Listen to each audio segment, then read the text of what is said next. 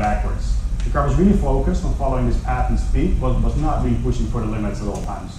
So let's use that concept and come up with something else. Let's focus on slip angle. We can use our steering system to keep the car at a certain slip angle and really get all the force out of the tires. But now if we give up steering to track a path, how to actually guide the vehicle around in the world. And it might seem counterintuitive, but we can actually use speed to do so.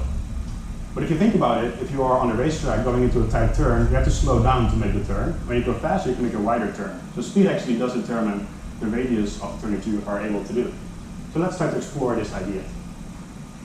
And let's go back to the bicycle model. So here in this figure, I showed the bicycle model with the tire forces in blue, and there are three velocity states of the bicycle model here in red. The longitudinal speed ux, lateral speed ui, and the yaw rate r. Let me put some dimensions on there between the center of gravity and the axles. And if you want to control the position of this vehicle with respect to a path, we have to define some position states as well. So let's do so.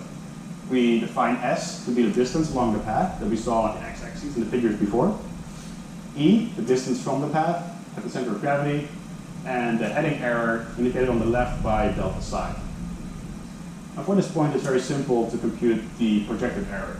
It's simply E plus x cube p times the sine of delta psi, basic trigonometry. We can take the derivative and see the equations of motion appear for E dot and delta psi dot. And we know what these are because we know the velocity states of our vehicle. And we can take another derivative to find dynamics. And here's something interesting happens. Because this does not depend on the rear lateral force, on FYR. Which makes it a lot easier to model. We don't have to model what the rear axle is doing to describe the aerodynamics for this specific point. This is a very unique point. And these two terms describe two very fundamental things.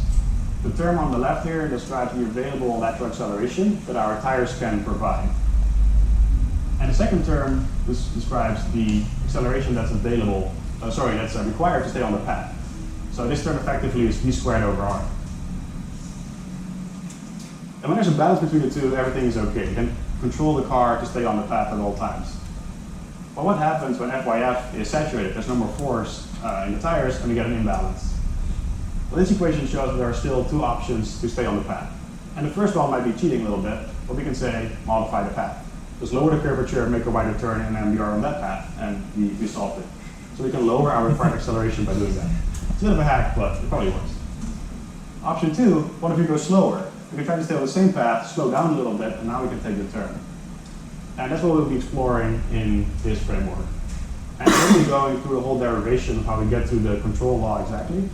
But you can see the basic principle. We can impose dynamics on the error that's in the progression, and because ux is in there, we can solve for this and use speed to control where the car is going and really control those error dynamics. So that's the strategy. Let's do an experiment. Let's consider a couple different scenarios and compare the path tracking controller to the new framework that we just discussed.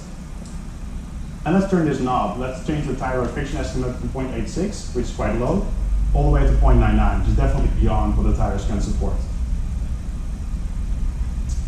This figure shows the first 5 and lowest friction estimates that we're going to consider using the path tracking controller. You see again how the car is slowing down. In the slowest hypothesis of friction, it reaches 29 meters per second, accelerates out. With increased friction, we go a little bit faster every time, all good. And if you look at the position around the track, all the 5 lines that I plotted here are on top of each other. So this is really able to track the path consistently, all good still. Let's crank it up more.